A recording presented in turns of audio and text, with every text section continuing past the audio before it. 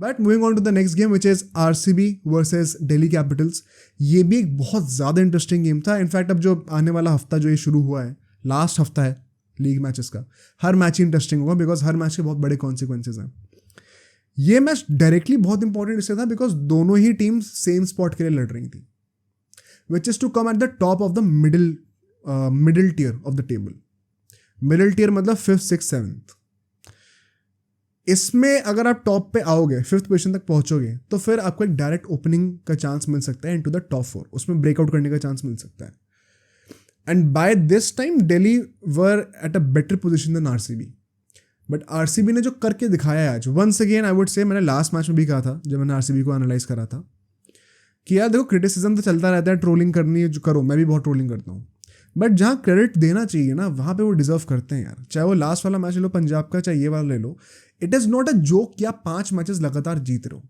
ये किसी भी टीम के लिए बहुत बड़ी बात है, स्पेशली अगर आप इतने घटिया फॉर्म से आ रहे हो, तो कि आप 6-7 मैचेस लगातार हारे थे, उसके बाद आप एकदम से 5 मैच लगातार जीत गए. एंड ऐसा भी नहीं कि जस्ट जीते, कन्विंसिंग फैशन में जीते हैं. ऐसा नहीं है कि मतलब भीख मांग के जीते, जेन्युइनली अच्छा खेल कर जीते हैं. तो आई थिंक ट्रोलिंग असाइड उनको थोड़ी रिस्पेक्ट मिलनी चाहिए इस बात के लिए. एंड मैं तो वही करूँगा because coming to this game now, यहाँ पे हम लोग देखते हैं कि यार पिच पे जो घास थी वो एकदम हटा दी गई थी.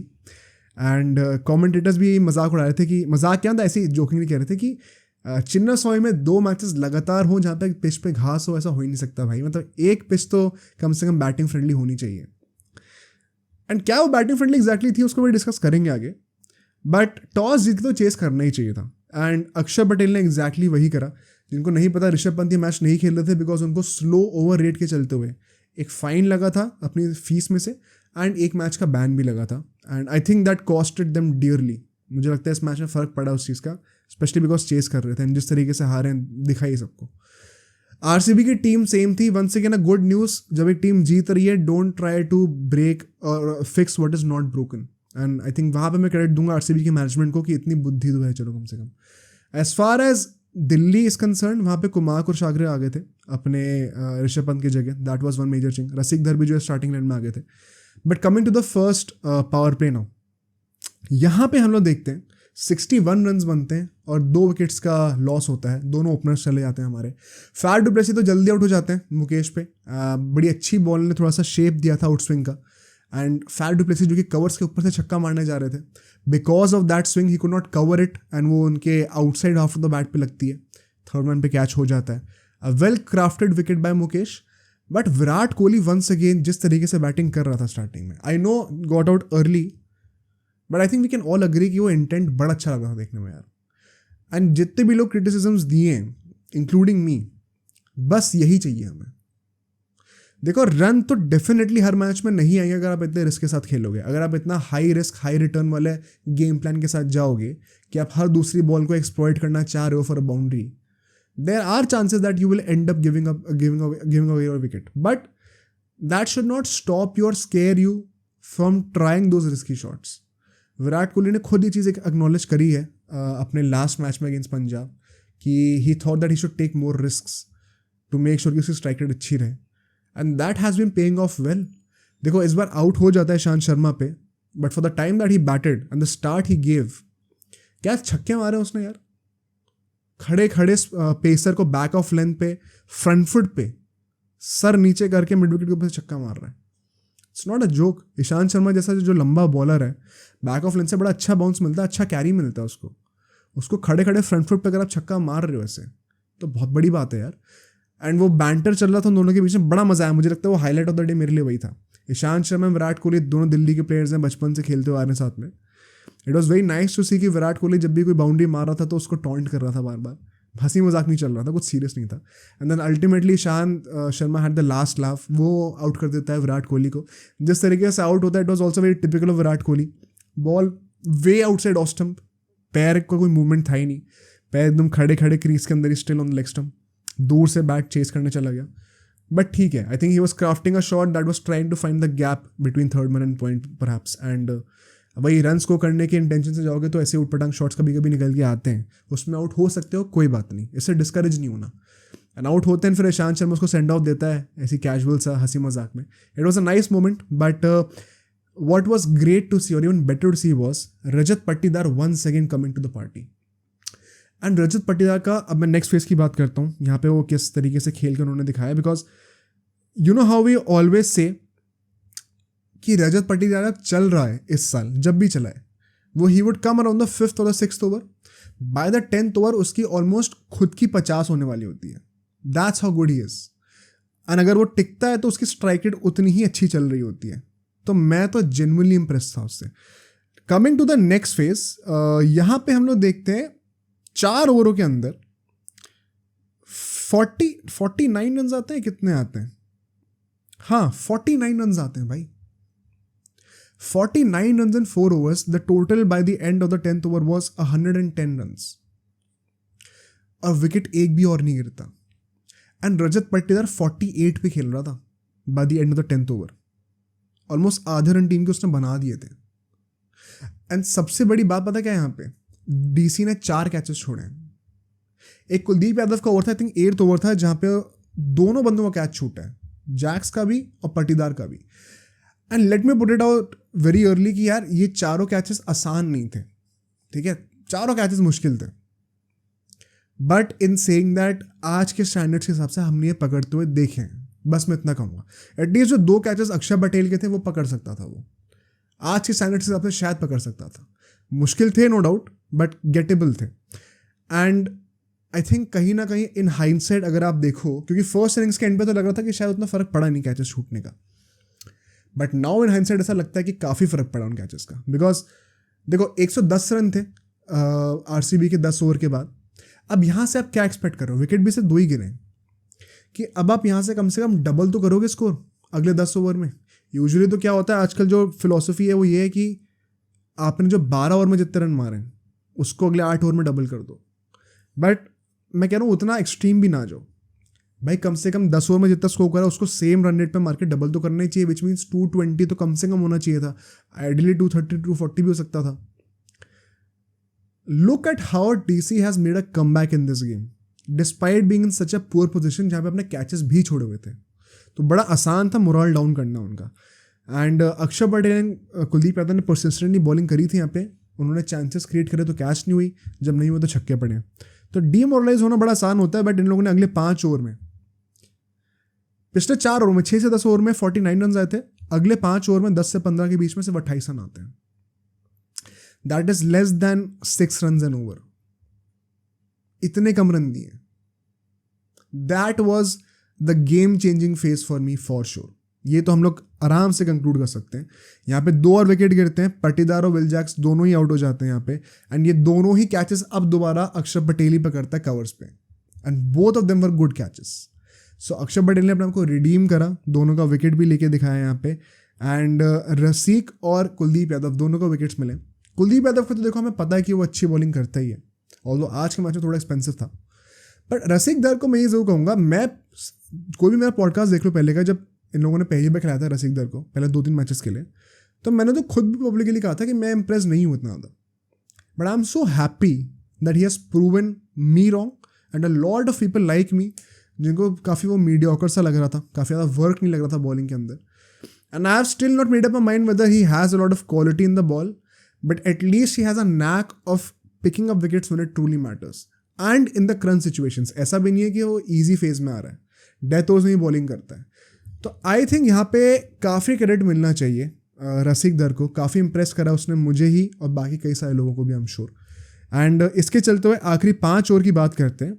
यहाँ पर भी सिर्फ 49 रन ही आते हैं. That is not even 10 run an over. और ऐसा नहीं है कि पिच कुछ ख़राब हो गई थी, पिच तो अच्छी थी थ्रू आउट, पिच में कोई भी प्रॉब्लम नहीं थी. It was just that DC ने बहुत अच्छी बॉलिंग करी एंड आरसीबी ने सही से एप्लीकेशन दिखाया नहीं बैटिंग में. कैमरन ग्रीन एंड तक खेलता है, नॉट आउट रहता है, बट यू कुड आर्ग्यू कि शायद थोड़ा स्लो रहा है वो इस इनिंग्स में. डीके और महिपाल लोमरोड दोनों को आई थिंक यश दयाल जो है वो बहुत ही जल्दी एक ही ओवर के अंदर आउट कर देता है. यही यश दयाल में कह रहा हूँ, यश दयाल तो आरसीबी का ही है, क्या कह रहा हूँ मैं. आई थिंक अपना खलील अहमद था, शायद खलील अहमद ने दोनों को जल्दी आउट किया था. एंड उसके बाद हम लोग देखते हैं कि कैमरन ग्रीन को साइड से कोई सपोर्ट इतना मिलता नहीं है खास, बिकॉज फिर वो 2 ऑलराउंडर्स थे, Karn Sharma and Swapnil Singh. And mostly thanks to Cameron Green's, some heroics I would say, not the perfect innings, कहीं ना कहीं ड्रैग ऑन होते होते 187 तक ये लोग पहुँच जाते हैं. इनफैक्ट लास्ट ओवर में भी सिर्फ और सिर्फ आई थिंक 7-8 रन ही आते हैं जो कि मुकेश ने डाला था. And so it was a great effort by Delhi Capitals. In fact innings break के टाइम पे मुझे लग रहा था कि शायद डीसी को ये मैच आराम से निकाल लेना चाहिए. इम्पैक्ट प्ले पे वो आते हैं सेकेंड इनिंग्स पे, वार्नर को लेके आते हैं, एंड वार्नर और फ्रेजर मैकगर्क दोनों ओपनिंग कर रहे थे. The ideal partnership. ये पार्टनरशिप देख के तो और मुझे भरोसा हो गया कि भाई पक्का यहाँ से तो लेके जाना चाहिए दिल्ली को match. But somehow RCB they pull off something that nobody expected. Swapnil से पहला ओवर डलवाते हैं एंड वार्नर को आई थिंक 1 रन पे आउट कर देते हैं, कुछ ऐसा ही था. बहुत जल्दी 2-3 बॉलों पे आउट हो जाता है वो. एंड गेम वहाँ से एकदम ही खुल गया बिकॉज फ्रेजर मैकगर्क ने 2-3 बड़े अच्छे शॉट लगाए थे. देख के लग रहा था कि चलो ये बंदा तो नहीं रुकने वाला, एंड ये पॉसिबली वही काम करेगा जो कि नारायण वगैरह करते हैं, ट्रैविस हेड करते हैं, कि आउट भी हो गया ना पावर प्ले के अंदर तो रन इतने मार जाएंगे एंड आते आते कि मोमेंटम पूरा छिन चुका है दूसरी टीम से. अब पूरे मैच के लिए रिक्वायर्ड रन रेट बहुत कम हो चुकी है. So that was, I thought that would have been the game plan, but यहाँ पे लक साथ नहीं दिया बिकॉज फ्रेजर मैकगर्क आउट किस तरीके से हुआ है.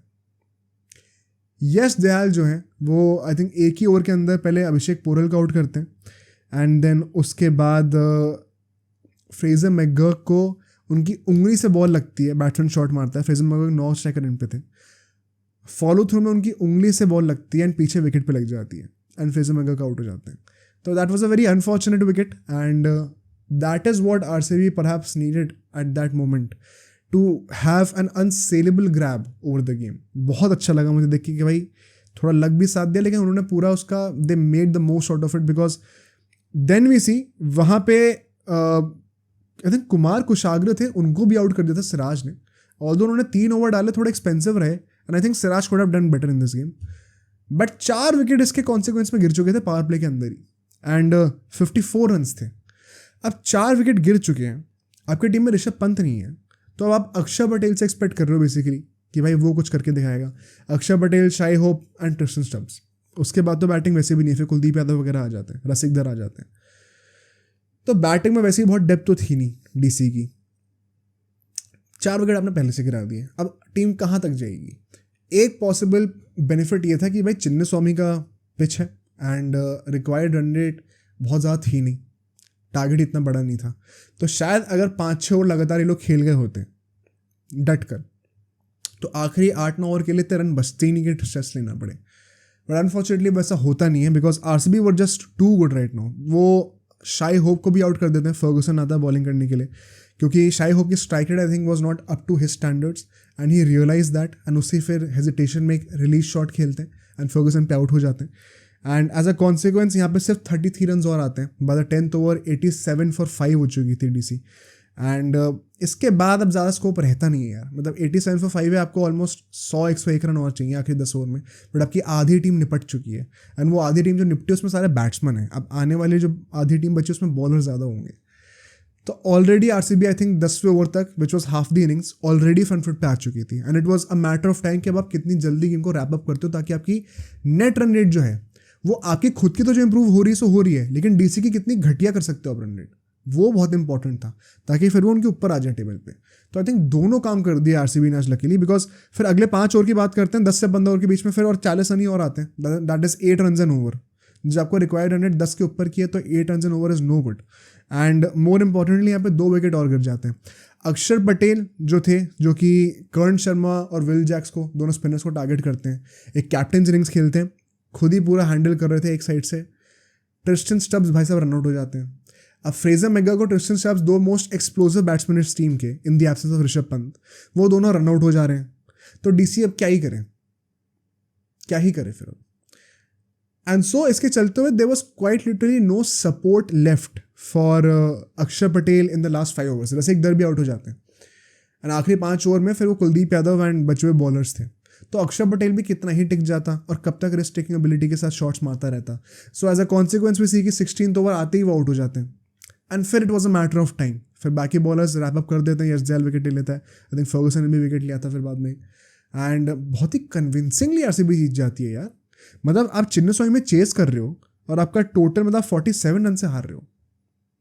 आई थिंक 140 कुछ बनाया शायद डीसी ने। That is pathetic. एंड मैं कह रहा हूँ पंत को हटा भी दो तो क्या टीम आपकी इतनी खराब है कि बाकी लोग मिलकर भी इतने रन नहीं मार पा रहे। 140 का तो कोई एक्सक्यूज ही नहीं था यार। आई थिंक पिच में इतने कुछ खराबी थी नहीं कि आप सिर्फ 140 मार रहे हो चेस करते हुए। Just goes on to show why DC will not qualify. Coming to the last words on this game on the teams, because talking about now the qualification scenario as such, क्या DC और RCB qualify कर सकते हैं? देखो DC का तो जहाँ तक कंसर्न है ना सिचुएशन, मुझे लगता है अब नहीं करेंगे क्वालिफाई, बिकॉज ये मैच एक डायरेक्ट 4 पॉइंटर था। जो टीम जीतती वो अपने खुद की 2 पॉइंट लेती, दूसरे से 2 पॉइंट छीनती भी, क्योंकि दोनों सेम पोजिशन के लिए फाइट कर रहे थे। एंड ये जो 40-50 रन से जो हार गए ना, इसके चलते हुए क्या हुआ है कि जो नेट रन रेट का फर्क रह गया है वो बहुत ज़्यादा वाइड हो चुका है। -3 भी में कुछ चली गई है वो, -0.3 वगैरह में। एंड DC को यहाँ से वापस आने के लिए अब RCB उनके ऊपर है, SRH उनके ऊपर है, CSK उनके ऊपर है। इनमें से किन्हीं 2 टीमों को उन्हें हराना पड़ेगा। और नेट रन रेट इन तीनों ही टीम्स की पॉजिटिव में और ठीक ठाक पॉजिटिव में। Last match I think DC का LSG से, if I am not wrong. क्या वो जीत पाएंगे? देखो जीत सकते हैं, ऐसा नहीं है कि जीत नहीं सकते, बट क्या वो इस लेवल का जीत ले पाएंगे कि उनकी नेट रन रेट इतनी अच्छी हो जाए कि वो चेन्नई, SRH इन सबको सरपास कर जाए? That too only if SRH वगैरह अपने मैचेस हारते भी हैं। अगर वो जीत रहे हैं तो कोई चांस ही नहीं है दिल्ली का। प्लस LSG भी सेम स्पॉट के लिए फाइट कर रही है, तो वो भी थोड़ा दम लगा के खेलेंगे। तो ऐसा नहीं कि इतनी आसानी से उनको नेट रन रेट के बेसिस पर हरा दोगे तुम। तो आई थिंक ये मैच एक मस्ट विन गेम था दोनों टीम्स के लिए। एंड क्योंकि DC अब हार गई है, ऑल्दो पॉइंट्स उनके RCB जितने ही हैं, बट नेट रन रेट में इतना बड़ा फर्क आ चुका है ना कि अब क्वालिफिकेशन आई थिंक अब तो नहीं करने वाली qualify. As far as RCB is concerned, they have a great underrated chance I would say on making the top 4। अगर वो चेन्नई को अपना लास्ट मैच हरा देते हैं डायरेक्ट कंटेंशन में with a good enough net run rate की, आपका जो नेट रन रेट आपका है विच इज़ आई थिंक +0.3 कुछ है, एंड CSK का +0.5 कुछ है, तो अ गुड इनफ मार्जिन की उनकी नेट रन रेट वहाँ से गिरे और आपकी इतनी उछले कि आप ओवरटेक कर जाओ उनको। समहाउ ये इन्हें करना पड़ेगा। ये कर देते हैं और फिर होपफुली SRH के कुछ रिजल्ट्स ऊपर नीचे होते हैं। You never know, RCB can actually qualify, and it is, I think this is why they deserve some respect, because अभी 5 मैचेस पहले तक सब मजाक उड़ा रहे थे, इंक्लूडिंग अस। तो जब मजाक उड़ाया तो भाई तारीफ करना भी बनता है। And I think they have made a great comeback.